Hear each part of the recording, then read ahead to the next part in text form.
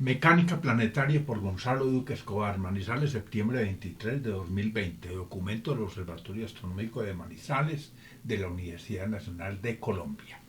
La imagen ilustra la oblicuidad de los ejes de rotación del sistema solar, donde se ve una tendencia hacia la verticalidad, es decir, a que la condición sea normal al plano orbital. Son las excepciones Urano y Plutón, sobre todo. Fundamentos. Primero veamos las imágenes. En la parte superior, movimiento aparente del cielo. Vemos el horizonte del observador en color amarillo, la posición del observador en el centro de dicho círculo. Vemos también el eje polar con un ángulo de elevación sobre el horizonte, que es la latitud del observador. Este observador, por lo tanto, está en una latitud norte, viendo el ángulo, digamos, de 30 grados. Ahora, las estrellas tienen unos círculos diurnos que muestran la trayectoria aparente de cada astro, dibujados en naranja. Para este observador, una estrella cercana al hemisferio norte es visible todo el tiempo, mientras una del hemisferio sur solo una pequeña fracción del día. Ahora, una que salga por el oriente y se oculte por el occidente recorre el territorio del ecuador celeste, razón por la cual es visible en la mitad del tiempo. En la parte inferior vemos un disco de acreción y una protoestrella. Cuando se da la formación de una estrella, colapsa una nube de gas y polvo. Conforme colapsa va rotando cada vez más rápido, pero pues va incrementando la temperatura por energía de acreción. Con ello resulta que se forma ya la estrella y se ioniza la nube de gas y polvo. El campo magnético que desarrolla la estrella hace que esa nube ionizada pues empieza a mostrar ciertas estructuras y finalmente se van a formar planetas que van a heredar, además de la traslación, una rotación similar a la nube que le da origen en ese sistema evolutivo. Dice, como asunto fundamental, las estrellas parecen fijas o firmes en el cielo o firmamento, mientras los planetas son errantes, es decir, con el transcurso del tiempo a lo largo del año pasan de una constelación a otra.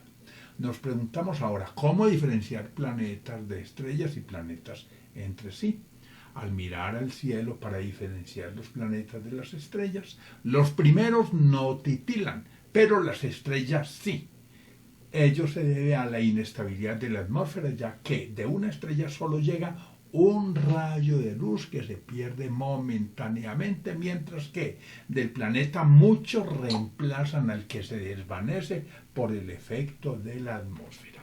Además, dado que el sistema solar se forma a partir de un disco de acreción fruto de un colapso gravitacional, los planetas, además de heredar el sentido de traslación de la nube primigenia, siempre parecen ubicados en vecindades del plano orbital de la Tierra, así cambian de posición respecto a las estrellas del fondo.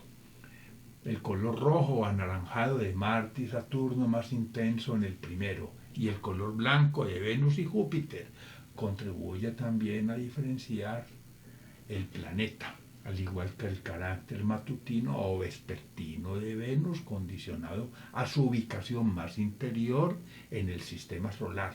Pero adicionalmente, mientras Júpiter, al igual que Marte y Saturno, puede observarse a medianoche, las fases y los movimientos que muestre un astro errante son importantes. Ver elementos de astrofísica y las estrellas. Planetas del sistema solar.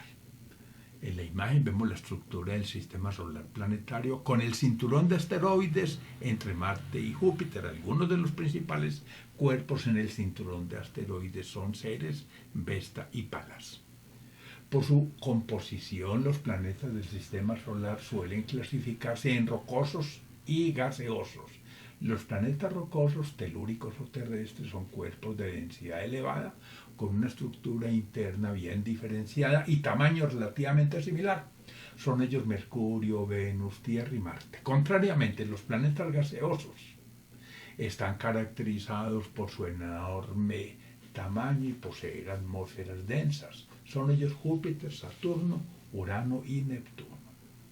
También por su distancia al Sol respecto al cinturón de asteroides. Se clasifican en planetas interiores y exteriores. Los primeros se encuentran antes del cinturón de asteroides y son Mercurio, Venus, Tierra y Marte. Los planetas exteriores son los que están más allá: Júpiter, Saturno, Urano y Neptuno. Visto desde la Tierra, Mercurio y Venus tienen las 4 fases como las tiene la Luna, razón por la cual el brillo de Venus es variable en el cielo. Las posiciones interesantes a registrar en Venus y Mercurio son las ocultaciones por la Luna y los tránsitos por delante y por detrás del Sol. De otro lado, Marte, Júpiter y Saturno son visibles y hacen bucles, y como planetas exteriores pueden tener, además de ocultaciones por el disco solar, oposiciones. Es decir, se pueden ver a medianoche. Plutón es un planeta enano del sistema solar de constitución rocosa y situado a continuación de la atmósfera de Neptuno. La Unión Astronómica Internacional, IAU, lo reclasificó como un planeta enano en 2006 y también lo llamó un objeto transneptuniano. Ver Manual de Geología para Ingenieros. Posiciones de un planeta. La imagen muestra los puntos notables de un planeta interior, ejemplo Venus, o exterior, ejemplo Marte, respecto al sistema Tierra-Sol. En amarillo en el centro aparece el Sol, más abajo aparece la Tierra en azul. Entre el Sol y la Tierra está el planeta interior. Tenemos entonces que cuando está más allá del Sol hablaríamos de conjunción superior. Cuando está entre el Sol y la Tierra hablaríamos de conjunción inferior. Pero entre ambos momentos tenemos uno al lado izquierdo, el punto 6, y otro al lado derecho, el punto 8. Se llaman las elongaciones. Igualmente tenemos el planeta exterior. Arriba vemos la conjunción, abajo vemos la oposición, es decir, cuando el planeta es visible a la medianoche, y tenemos por el lado izquierdo una cuadratura y por el lado derecho otra cuadratura. Ahora, en el sistema observamos unos círculos y unas flechas que me dicen que los planetas se están moviendo en una dirección retrógrada con relación a la estrella polar. Por lo tanto, dado que en el cielo los planetas se mueven de occidente a oriente, en el punto 6 tenemos la elongación máxima oriental y en el punto 8 la elongación máxima occidental del planeta interior. Y para el planeta exterior tenemos en el punto 2 la cuadratura oriental y en el punto 4 la cuadratura occidental. Primero se dan los movimientos por el oriente y después los que tienen que ver con el costado occidental. Obsérvese también la rotación de la Tierra en el sentido retrógrado, al igual que los planetas.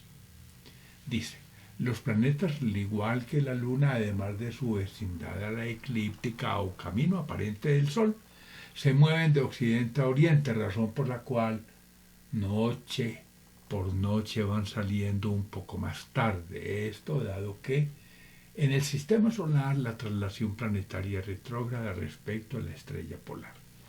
Por ejemplo, si la Luna todos los días sale por el oriente una hora más tarde, estaría diciendo que se está moviendo desde Colombia hacia Brasil y que se demora 24 días para darle una órbita a la Tierra. Pero la verdad es que el tiempo es de 27 días, por lo tanto todos los días no se demora una hora más para salir, sino un poco menos de la hora. También los planetas, algunos se demorarán unos minutos, eso dependiendo de ese año. el año de los planetas puede ser de 30 años. Entonces, un planeta que se demore 30 años para darle la vuelta al Sol, todos los días lo ve salir, un poco más tarde, pero no tanto como en el caso de la Luna.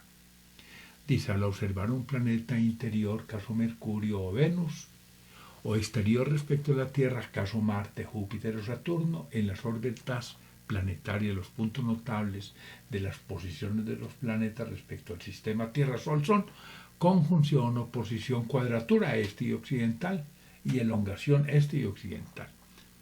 Ahora, igual que ocurre con la rotación y traslación de la Tierra mirando el sistema solar desde la estrella polar, los planetas recorren sus órbitas en sentido retrógrado, razón por la cual podemos hablar de cuadratura este y oeste y de elongación oriental y occidental. Ahora, las velocidades planetarias van decreciendo conforme el espacio-tiempo se afecta o curva menos por la gravedad del Sol a medida que nos alejamos.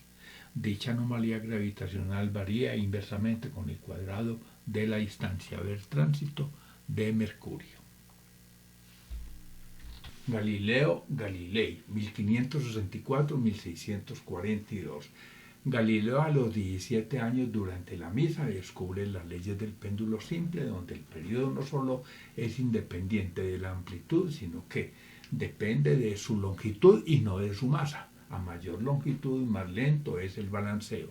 Se puede decir que el péndulo simple comprueba la rotación de la Tierra, ya que su plano de oscilación se mantiene invariable en la misma dirección, comprobando el giro del planeta. En la imagen parte superior vemos el péndulo simple cuyo plano de oscilación se mantiene estable. Hay dos componentes del peso, una tangente a la trayectoria mg seno de teta, otro normal a la trayectoria mg coseno de teta, siendo teta el ángulo de la amplitud del movimiento. El movimiento del péndulo de un reloj se aproxima bastante al de un péndulo simple, mientras el péndulo esférico, en cambio, no está limitado a oscilar en un único plano. A los 20 años se advierte que la caída de un par de cuerpos esféricos, uno 10 veces más pesado que el otro, tarda igual, y no lo que decía Aristóteles.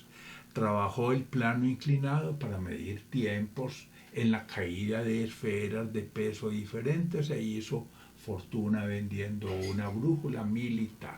Además encontró la relación de escalas y proporciones en la resistencia de materiales al ocuparse de la construcción de dos puentes de longitud diferente y valorar sus costos. Esto dado que la resistencia y el peso no varían con la longitud, sino con la sección de cada viga y el volumen de los elementos. Las fases de Venus y movimiento retrógrado de Marte. En la imagen superior vemos el movimiento retrógrado de Marte. Abajo hay dos círculos, la Tierra y Marte. En la parte superior vemos la bóveda celeste o esfera celeste y encima el movimiento aparente del planeta, describiendo un bucle. Observe los puntos 1, 2, 3, 4, 5, 6 y 7. Esos puntos que están en la esfera celeste no tienen una secuencia ordenada, porque dice 1, 5, 2, 4. ¿Qué pasa? Veamos los puntos en donde están los planetas. Desde 1 miramos a Marte en 1 y se obtiene la imagen 1. Desde 2 miramos a 2 y la imagen 2 y así sucesivamente. Obsérvese que con la visual 3 hay un punto, con la visual 4 hay otro punto que echa reversa. Con la 5 hay otro punto y que echa reversa. De 3 a 5 el planeta echa reversa en el cielo. Pero con la visual 6 y la visual 7 vuelve y avanza, así como venía haciéndolo entre 1, 2 y 3. Ese es el bucle. En la parte inferior estamos viendo a Venus desde la Tierra en azul, y Venus iluminado por el Sol, que aparece en amarillo, muestra la cara iluminada en color oscuro. Es como lo vemos desde la Tierra. Entonces, en la conjunción inferior tenemos la fase de Venus nueva. No es visible la cara iluminada. Y va creciendo hasta que se llena. En la conjunción superior, en la fase llena. Y después empieza otra vez a menguar, hasta volver a la fase nueva. Son similares a las fases de la Luna. Observando desde la Tierra vemos el movimiento aparente de Marte proyectado sobre la bóveda celeste. Se ha ralentizado a Marte y acelerado la Tierra para exagerar el movimiento retrógrado de Marte. La secuencia muestra a Marte describiendo un bucle sobre la bóveda celeste entre 3 y 5 e igualmente variaciones importantes en su velocidad aparente. Ver guía astronómica. Visto desde la Tierra, Venus puede mostrarnos la cara iluminada o también su cara oscura, alternando fases de creciente y menguante. Las fases de Venus fueron observadas por primera vez por Galileo Galilei a principios del año 1600. Ver Sol, lunas y planetas. Las cónicas. La elipse es el lugar geométrico de todos los puntos de un plano tales que la suma de las distancias a otros dos puntos fijos llamados focos es constante. Se trata de una curva cerrada con dos ejes de simetría ortogonales denominada cónica, ya que gráficamente es el resultado de interceptar un cono con un plano variando su inclinación entre el eje y la generatriz del cono. Definía la excentricidad E como el cociente entre los valores de la distancia entre el foco y el centro de la elipse, C minúscula, y su eje mayor, A minúscula. Tenemos E igual a C sobre A, excentricidad. En función de la excentricidad E, los tipos de órbitas podrían ser órbita paraabólica si E igual a 1, órbita elíptica si E está entre 0 y 1 y órbita circular si E vale 0. También la distancia máxima entre el Sol y el planeta afelio foco AF y la distancia mínima foco perihelio FP están dadas por AF igual a A por 1 más C, FP igual a A por 1 menos C. En el segundo miembro de cada ecuación, A representa el valor del semieje mayor de la elipse y E su excentricidad. Velocidad orbital. En la imagen estamos viendo varias órbitas en torno a un punto central, a un foco que puede ser el Sol. Entonces supongamos que son órbitas de cuerpos celestes. Es válido para la Tierra y hablando de órbitas de cuerpos que se lanzan a orbitarla. La primera órbita es una circunferencia, E igual 0. Sigue una elipse, después sigue una parábola, E igual a 1. Y luego sigue una hipérbola. Entre la parábola y el círculo hay muchas elipses probables. Ahora, si la velocidad es insuficiente, el cuerpo cae en la Tierra, la trayectoria es una espiral. Dice, ¿a qué velocidad debe girar la Tierra para mantenerse en órbita? Si gira muy rápido escapa, si gira muy lento cae al Sol. Calcularemos B1 y B2, que son las velocidades límites para el giro del planeta. La fórmula general es B sub I al cuadrado igual a G, la constante de gravitación que multiplica la suma de las masas Sol-planeta, por la expresión 2 sobre R menos 1 sobre A. Si R es igual a la trayectoria es circular y se obtiene la primera velocidad de escape. Si A es infinito, la trayectoria es parabólica y se obtiene la segunda velocidad de escape. Estamos aquí abajo mostrando enseguida la primera y segunda velocidad de escape. ¿La diferencia cuál es? La raíz de 2. La raíz de 2. Es decir, la velocidad de escape en el segundo caso es mayor que la primera. De la segunda velocidad de escape depende que un cuerpo celeste tenga atmósfera, pues dicho valor se compara con la velocidad térmica de las moléculas de gas dada por la siguiente expresión que involucra la constante de Boltzmann K, la temperatura ambiental T y la masa molecular M con esa raíz. Ahora, en caso de órbita elíptica la velocidad es variable, pero su valor máximo en el perihelio no supera la segunda velocidad y su valor mínimo en el afelio no resulta inferior a la primera velocidad de escape. La fórmula que relaciona las velocidades en el afelio y el perihelio es 1 menos c por la velocidad en el perihelio es igual a 1 más c por la velocidad en el afelio, siendo e la excentricidad. Mientras la segunda velocidad de escape en la Tierra es de 11,2 kilómetros por segundo, las velocidades térmicas moleculares B de los gases ligeros a la temperatura de 300 grados Kelvin, donde se involucra la temperatura ambiental T y la masa molecular M, son para el hidrógeno 1,1 kilómetros por segundo y para el helio 0,8 kilómetros por segundo. Para el oxígeno y el nitrógeno los valores son del orden de 0,3 kilómetros por segundo. Son gases más pesados y entonces les queda difícil escapar. Leyes de Kepler. La imagen muestra las leyes de Kepler, la órbita elíptica de un planeta con el Sol en uno de sus focos, según la primera ley, pero igualmente los textos están aludiendo a la segunda y a la tercera ley. Vemos dos áreas. Esas áreas son iguales siempre y cuando se recorran en tiempos iguales. Delta T es una constante para que las áreas sean iguales. Y el Sol está ocupando uno de los dos focos de la elipse. Abajo dice en la tercera ley que los cuadrados de los períodos orbitales son proporcionales a los semiejes, al cubo de los semiejes mayores de las órbitas. Pero el semieje mayor es igual a la distancia media que hay entre un Sol y un planeta. Es igual al promedio.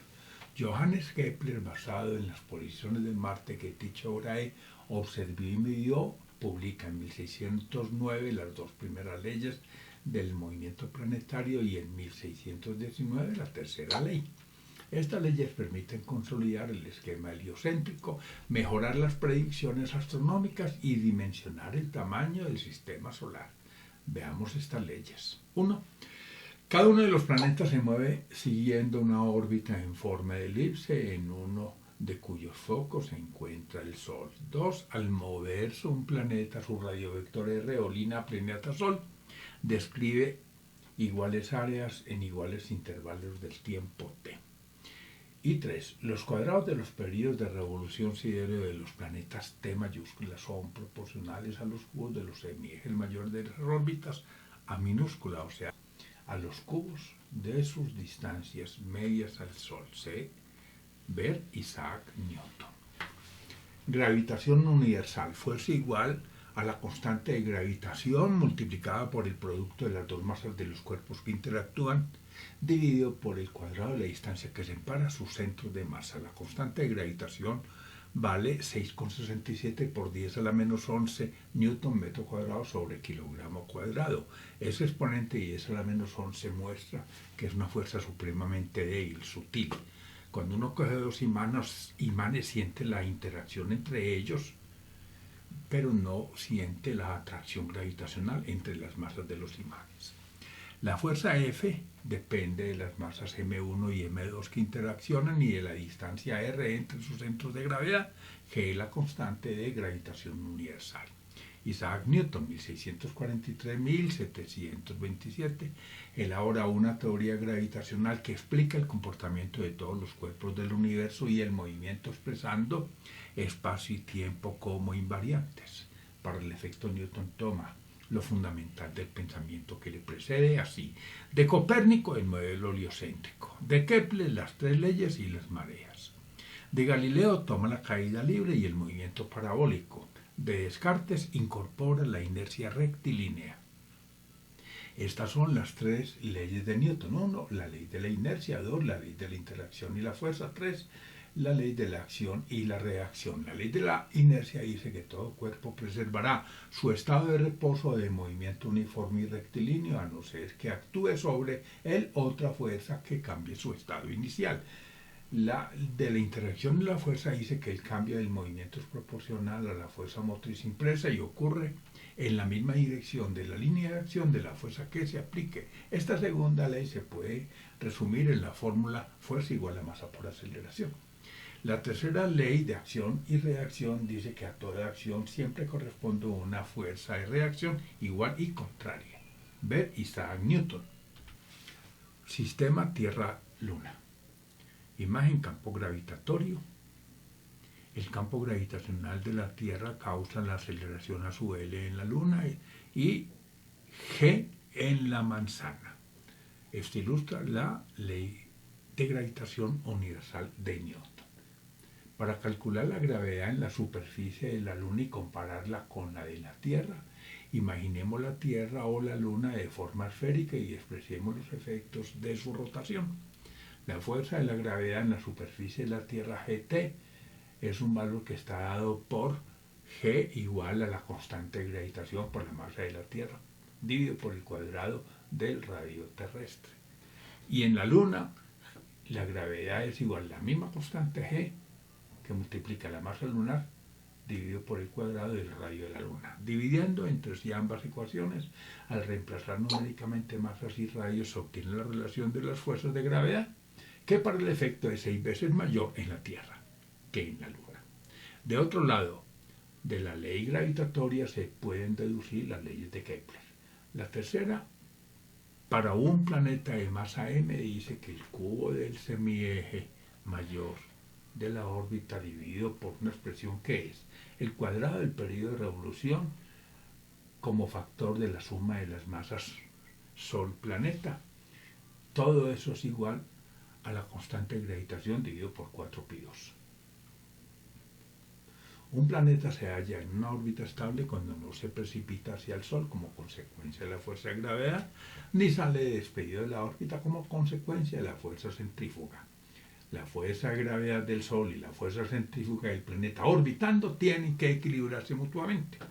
La fuerza centrífuga se depende de la masa m del planeta, de su velocidad orbital v y del radio de curvatura r de la órbita, es decir, de la distancia entre el planeta y el Sol.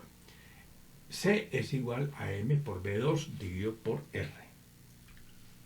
3 puntos son suficientes.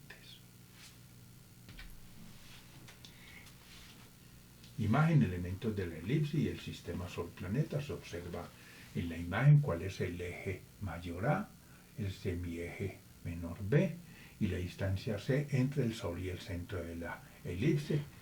Así que el Sol, con relación al afelio y al perihelio, tiene una distancia A más C y A menos C en su orden. El estudio de la órbita planetaria se inicia con la aportación matemática de Johannes Kepler en 1571-1630, quien fue el que formuló los resultados en sus 3 leyes del movimiento planetario. Isaac Newton demostró que un par de cuerpos siguen órbitas coplanares que en tamaño son inversamente proporcionales a sus masas orbitando sobre su centro de masas común. Cuando un cuerpo es mucho más masivo que el otro, se toma el suyo por centro de masas, quedando así el cuerpo más ligero en órbita alrededor del más pesado. Newton descubre que la trayectoria cometaria es una parábola y que el radiovector barre áreas proporcionales al tiempo. Segunda ley de Kepler. También idea el cálculo de la trayectoria de los cometas con solo 3 puntos. Lo hizo con el cometa de 1680-81, dibujando a compás y regla, usando una unidad astronómica igual a 41.48 centímetros, con un error en la estimación de 43/10 milésimas de centímetro. Ver Isaac Newton. Elementos de las órbitas. En la imagen observamos 2 planos que se cortan. Hay una línea de intersección que es la línea de los nodos, muy importante, nodo ascendente arriba, nodo descendente abajo. Entonces el plano que está a la izquierda por debajo es el plano de la eclíptica y sobre ese plano de la eclíptica tengo el punto Aries o punto vernal, gamma, arriba lo ven ustedes. Y debo evaluar la inclinación entre el plano orbital, la órbita del planeta es el plano que a la izquierda está por encima, el ángulo I, pero hay otros ángulos como el ángulo omega, que es desde el punto Aries o punto vernal hasta el nodo ascendente, que es N, e igualmente desde la línea de los nodos hasta el perihelio, está el argumento del perihelio, que es otro ángulo omega, y hay un cuarto ángulo que es la anomalía verdadera, que es entre la línea que va al perihelio y la posición del planeta, el ángulo V. El planeta está en la parte inferior. Hay también una geometría en la elipse que es el semieje mayor y el valor de C, por lo tanto la excentricidad. El valor de C es la distancia entre el centro de la elipse y el foco, no aparece ahí dibujado. Al igual que el paso por el perihelio, es decir, cuánto tarda el cuerpo celeste en recorrer la órbita completa. Los elementos de una órbita sirven para determinar la órbita de un satélite, un planeta, etc. Supongamos que el plano de una órbita se describe con relación al plano de la eclíptica. En consecuencia, se debe conocer la inclinación de ambos planos, la línea de intersección entre ellos, la geometría de la órbita elíptica y la posición de esta elipse, entre otras variables. A modo de ejemplo, los elementos de la órbita del cometa Halley, órbita número 33 en el catálogo de Halley, son: instante de paso por el perihelio 1986, febrero 9.45862, distancia al Sol en el perihelio en unidades astronómicas 0.587-1012. Excentricidad de la órbita 0,9672750. Argumento del perihelio 111 grados, 84,652. Longitud del nodo ascendente 58 grados, 14,341. Inclinación 162 grados, 23,921.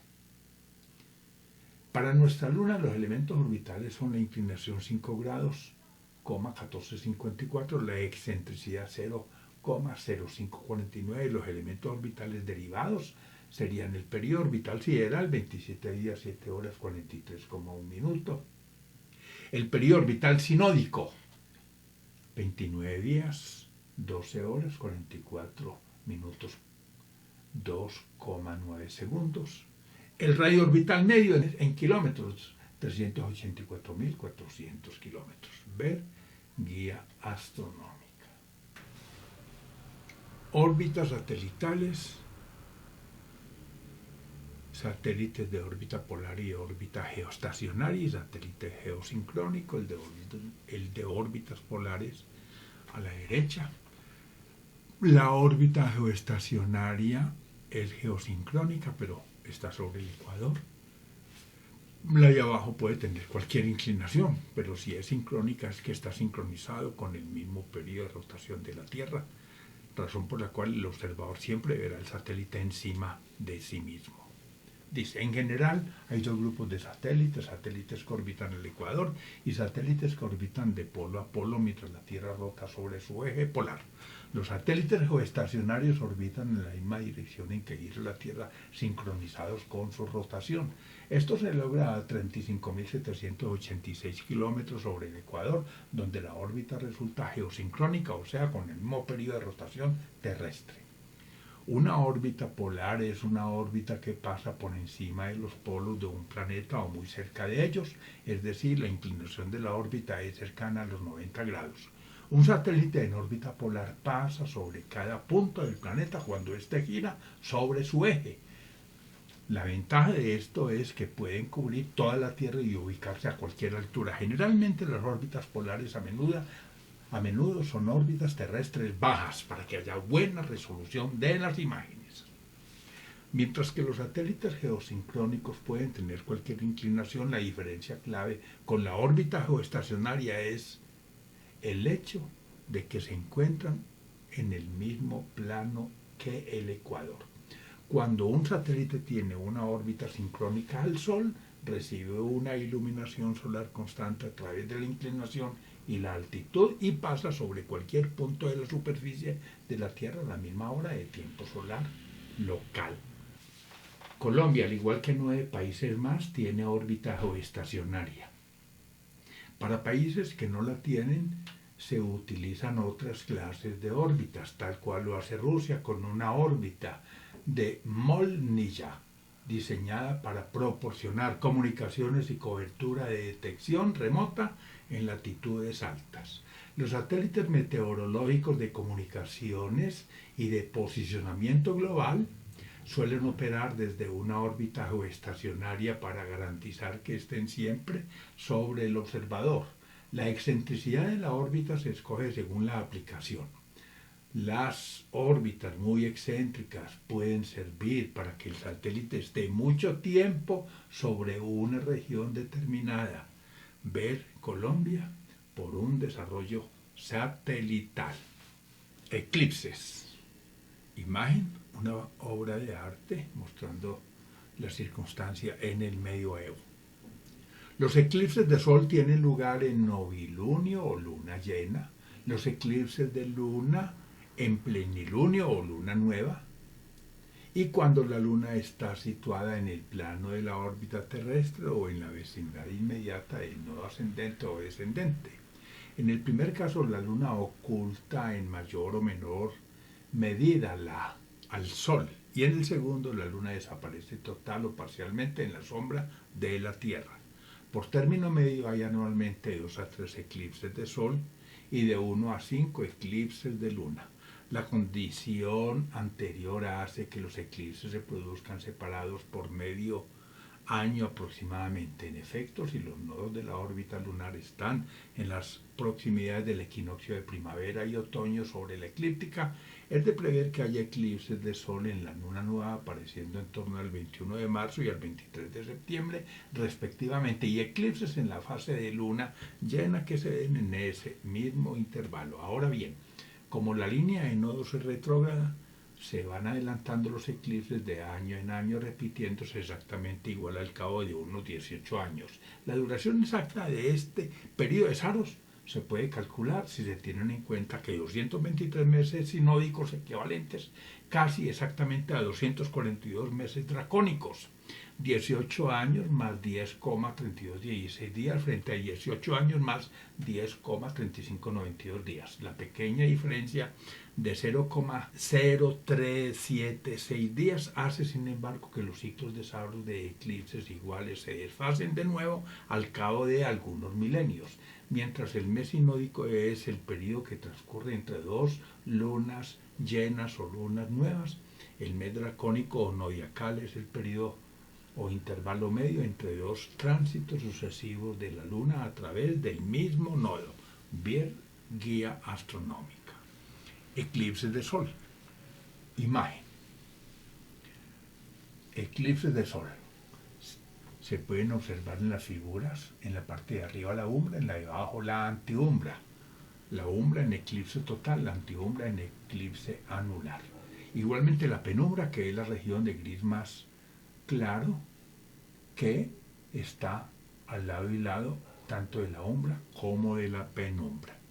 Se puede advertir también que muchas veces la Tierra está y la Luna más próximas, otras veces más alejadas.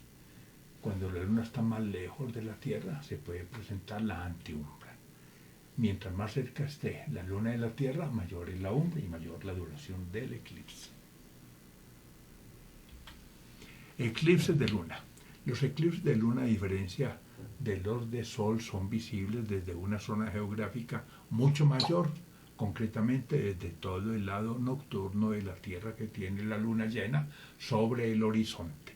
La zona de visibilidad es incluso mayor al 50% de la superficie de la Tierra, debido a que los eclipses de Luna llegan a durar hasta un máximo de 3,5 horas. La sombra que proyecta en la Tierra aparece algo aclarada y suele mostrar una coloración rojiza, incluso en un eclipse total de Luna. Es raro que la Luna desaparezca del todo. El fenómeno se debe a la atmósfera terrestre. Los rayos del Sol que inciden tangencialmente en ella se refractan y penetran en el cono de sombra proyectado por la Tierra, y es la luz rojiza de longitud de onda larga la que pasa con más facilidad. El tipo de coloración y el grado de oscurecimiento en un eclipse de luna depende de las condiciones atmosféricas de la Tierra, pero a veces también del contenido de polvo de la atmósfera, habiéndose observado eclipses oscuros después de erupciones volcánicas. En la imagen obsérvese cuál es la umbra y cuál es la penumbra.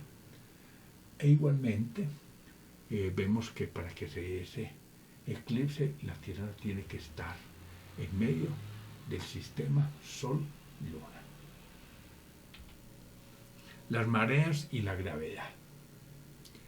En la imagen vemos la variación del torque ejercido sobre la rotación de la Tierra por la Luna. Se observa cómo la Luna puede favorecer o contrarrestar la rotación terrestre. Observe la posición del Sol deformando en todos los océanos y vea la Luna en A y en B. Observes arriba de la Tierra, hay un giro que es retrógrado en la rotación. Cuando la Luna está en A, la fuerza A es mayor que A', y eso hace que se facilite la rotación, el torque favorable a la rotación que tiene la Tierra mostrada arriba. Pero cuando estamos con la Luna en B, observe que la distancia 2 es más cercana, por lo tanto es mayor la fuerza FB que FB'. Si FB es mayor que FB', hay un torque contrario a la rotación de la Tierra.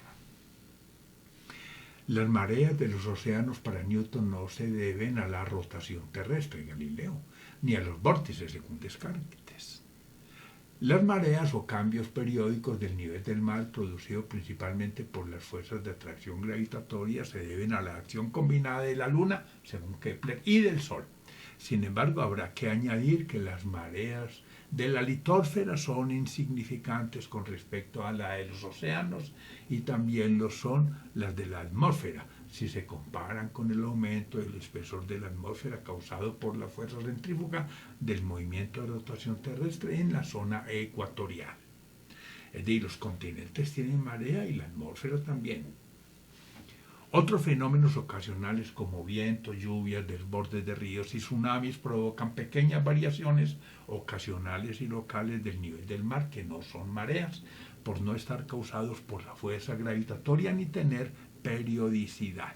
Ver Isaac Newton. Cálculo de la masa de un planeta con satélite.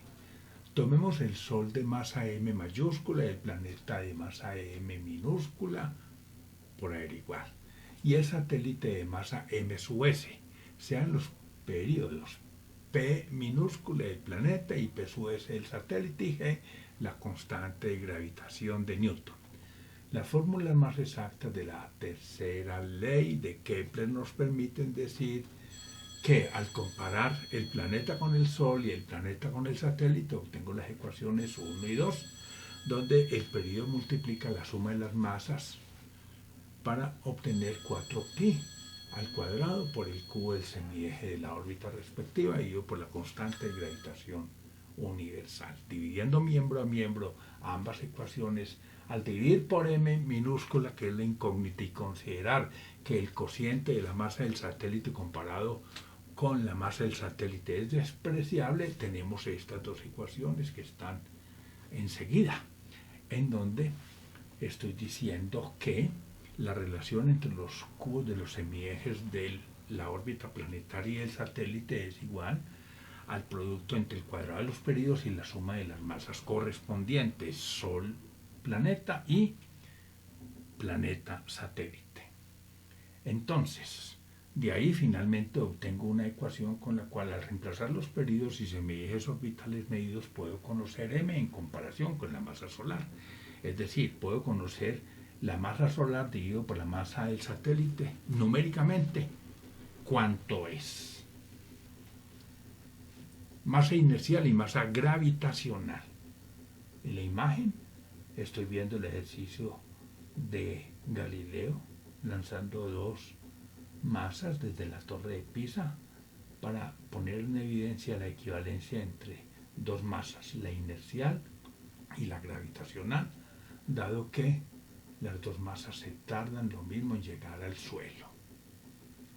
Cuando se aplica una fuerza F a un cuerpo con cierta masa inercial, este se mueve con una aceleración A dada por la expresión fuerza igual a masa inercial por aceleración. Fuerza es el producto de la masa inercial mI y la aceleración A del cuerpo. Otra cosa es la atracción gravitatoria, que un cuerpo con su masa gravitatoria mg ejerce sobre todos los demás. Por ejemplo, si estamos midiendo la fuerza gravitatoria entre el cuerpo anterior y la Tierra, usamos la expresión fuerza igual a la constante de gravitación que multiplica el producto de dos masas, la Tierra y la masa gravitacional del cuerpo, dividido todo por la distancia al cuadrado que separa ese cuerpo del centro de la Tierra. G es la constante gravitacional entonces, mt la masa de la Tierra, r la distancia entre los dos centros de masa de los cuerpos que se atraen gravitacionalmente, y mg la masa del cuerpo en cuestión que produce la atracción gravitatoria. Galileo comprobó la equivalencia de la masa inercial y de la masa gravitatoria con el tiempo de caída de los cuerpos. Cuando se habla de campo suele distinguirse entre masa gravitatoria activa y pasiva. La activa es la que crea el campo, es decir, la Tierra, y la pasiva es la que es acelerada como consecuencia de estar en ese campo, el cuerpo atraído. La pregunta que hizo Newton es, ¿por qué tiene que ser necesariamente igual la masa inercial MI y la masa gravitatoria MG, de acuerdo al experimento que hace Galileo? Einstein también se preguntó lo mismo, pero no resolvió el enigma. Supuso que era un principio fundamental del universo y lo llamó principio de equivalencia al expresar que E igual a mc2, energía igual a masa por el cuadrado de la velocidad de la luz. Hoy se discute que dicha igualdad y expresión no podría ser exacta bajo ciertas circunstancias por la curvatura del espacio-tiempo. Problema de los dos cuerpos. En la imagen se observan dos cuerpos de masa X y Y orbitando un centro de masa inmaterial común Z que ocupa foco en ambas elipses. Es un foco compartido. Los focos están completamente alineados. Las órbitas son coplanares. Las rotaciones son retrógradas en ambos casos. No pueden ser divergentes. Veo una área entre el segmento AB y otra entre el segmento BC.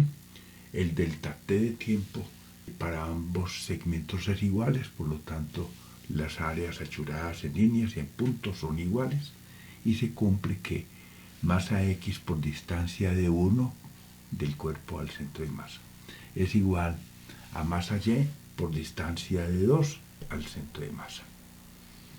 Dos cuerpos de masa X y Y o dos estrellas girando alrededor de un centro de masa común Z para ilustrar el problema de los dos cuerpos. Los dos soles que se orbitan entre sí tienen órbitas dispuestas en el mismo plano, las que se recorren en el mismo sentido y con los focos alineados de tal manera que tengan un foco común, ubicado donde estará el centro de masa y alineado con las masas siempre dispuestas al lado y lado suyo. Añádese además que las áreas barridas en un mismo intervalo de tiempo delta t, BSZ más BSZ como ABZ más ABZ deben ser iguales. Los sistemas de tres y más cuerpos presentan varias soluciones, razón por la cual dichos sistemas múltiples resultan indeterminados.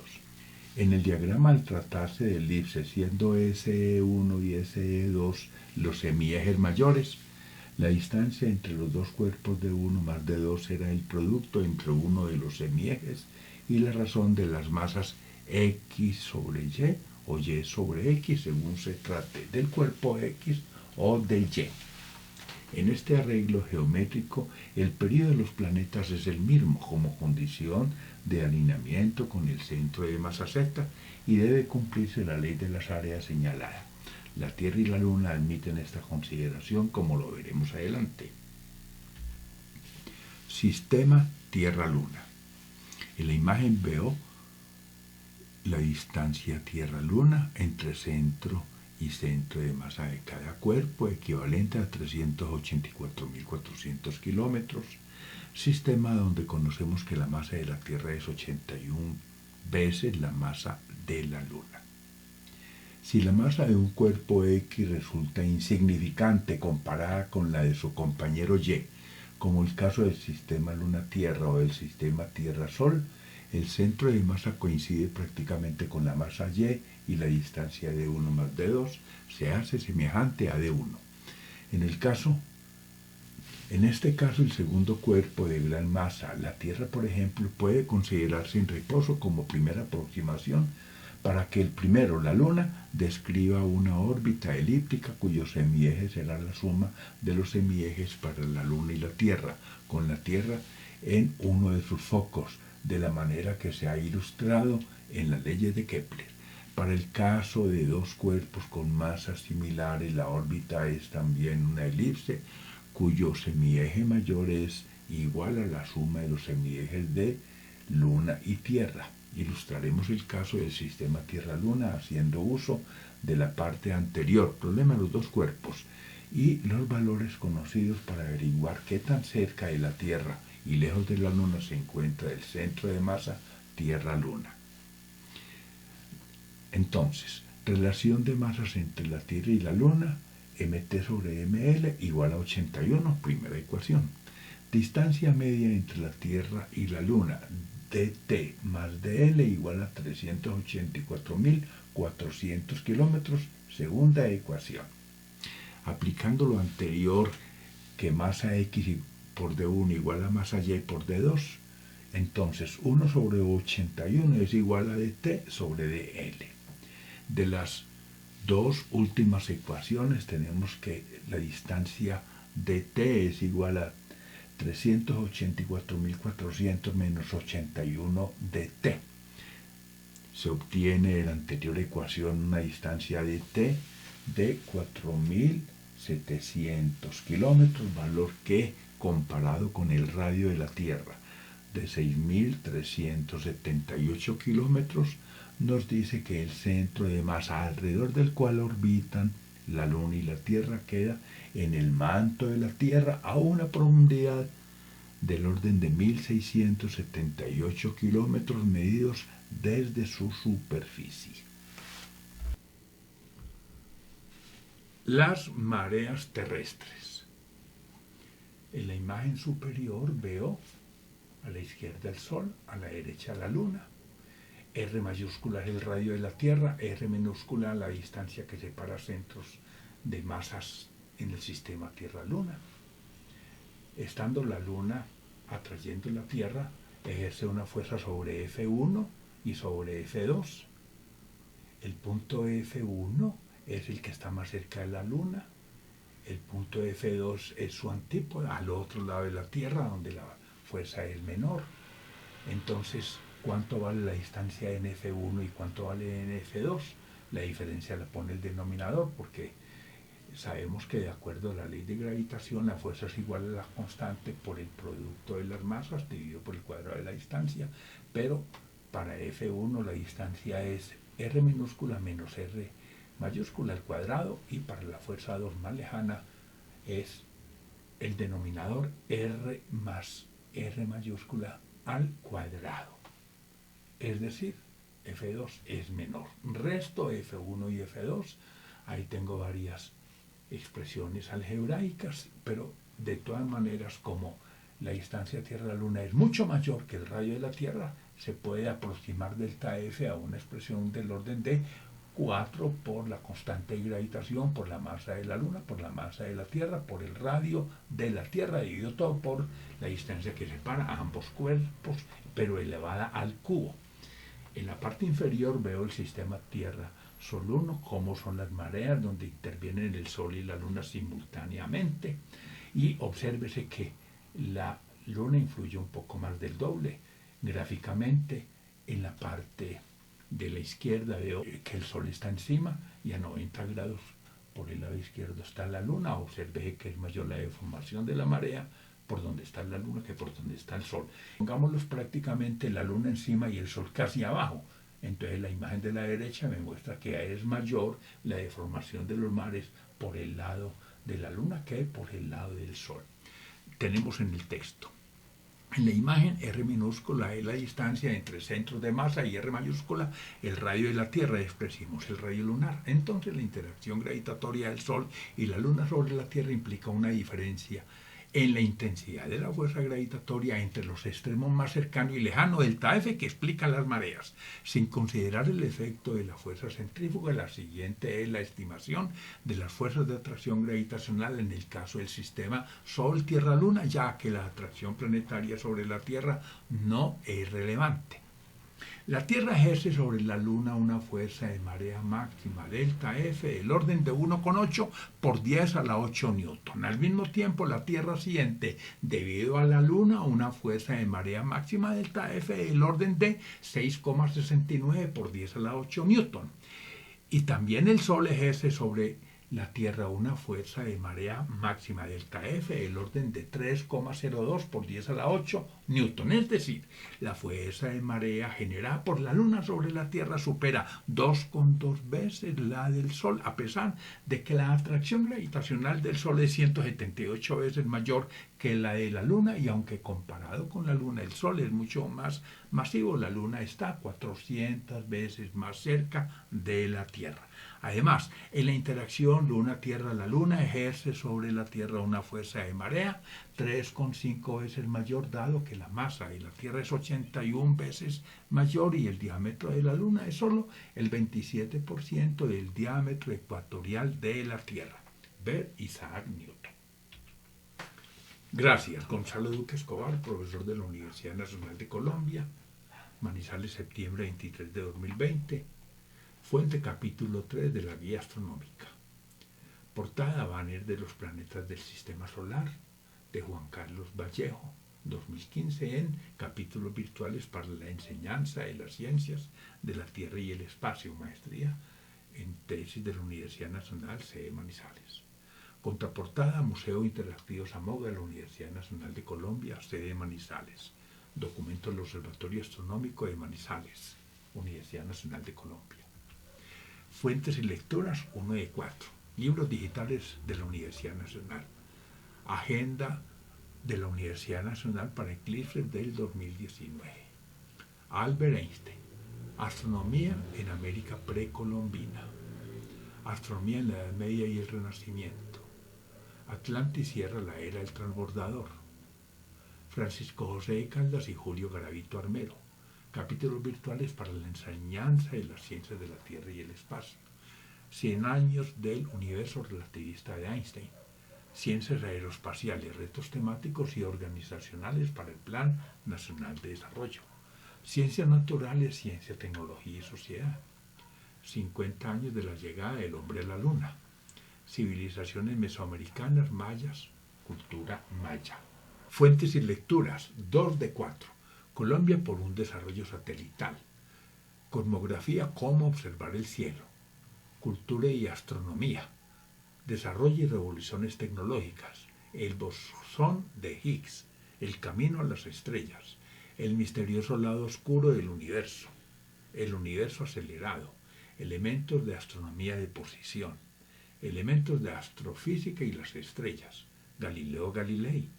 Galileo y la nueva astronomía. Guía astronómica. Isaac Newton. Julio Garavito Armero, 1865-1920. Juno auscultaría en Júpiter, origen del sistema solar. La astronomía en Colombia, perfil histórico. Fuentes y lecturas 3 de 4. La constante cosmológica, el gran error de Einstein. La Luna.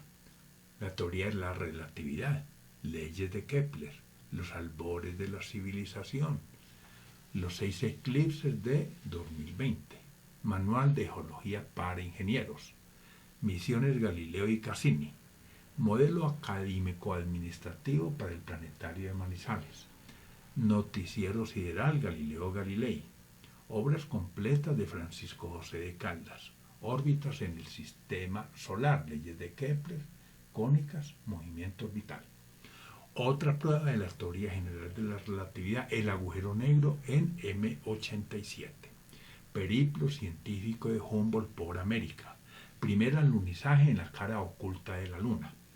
Problema Aleph, planteamiento y solución a un problema topográfico. Protagonistas de la astronomía. Fuentes y lecturas 4 de 4. Relatividad general. Relatividad especial y general.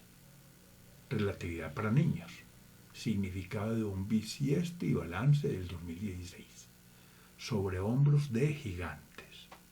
Sobre la teoría especial y general de la relatividad.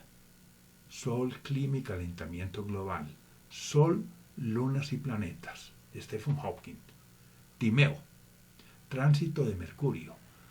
Tránsitos planetarios, cálculo de distancia Tierra-Sol a partir de imágenes de tránsitos planetarios interiores, Venus o Mercurio. 3 décadas del Hubble. Muchas gracias.